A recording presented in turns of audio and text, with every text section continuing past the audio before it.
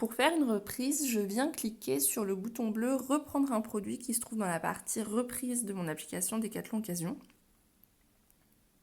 Et on me demande en premier lieu à quel sport appartient le produit que je souhaite reprendre. Là, en l'occurrence, on a un client qui vient de nous rapporter son ancienne planche de sup. Du coup, on va cliquer sur Stand Up Paddle. On nous demande ensuite la nature de produit. Du coup, là, on est sur une planche, c'est parfait. On clique sur planche. L'année d'achat, c'est une planche qui a été achetée en 2019 au prix neuf de 399 €. Quand ça s'est renseigné, on fait suivant et on vient nous demander la marque de la planche. Là, c'est une planche de marque Itiwit. Ça tombe bien puisqu'on est ouvert uniquement sur la reprise des planches de marque Decathlon. Du coup, on sélectionne marque Decathlon. Et on nous demande l'état du produit.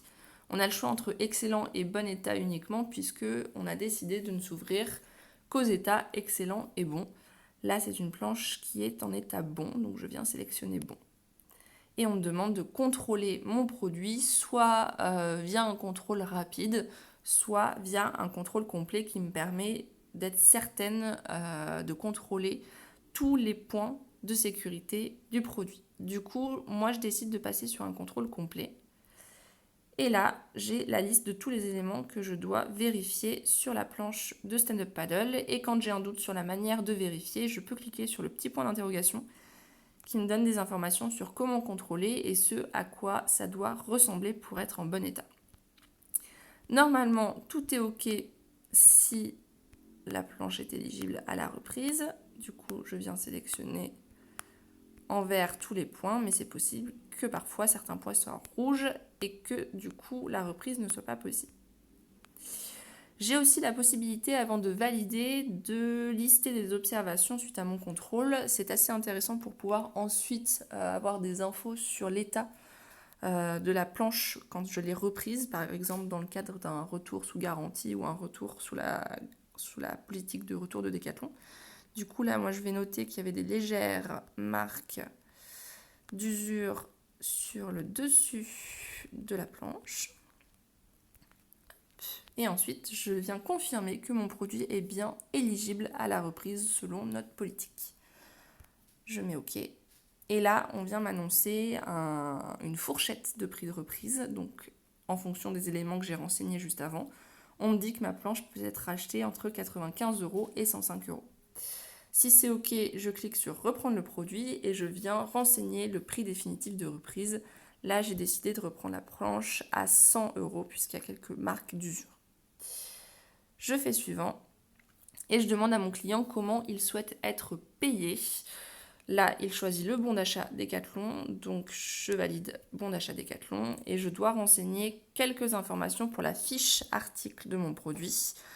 Du coup, là, je vais mettre planche sup, la marque Itiwit, Itiwit.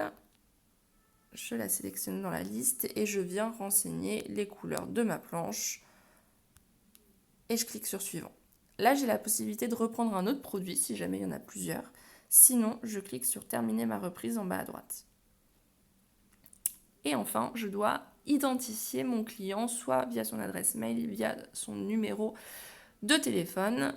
Je rentre le numéro de téléphone. Je clique sur suivant. Et là, c'est un client qui est déjà connu des services Decathlon Occasion. Du coup, ces renseignements sont déjà listés et on n'a pas besoin de les remplir. On peut les modifier si jamais ils sont plus d'actualité, mais sinon, on fait enregistrer.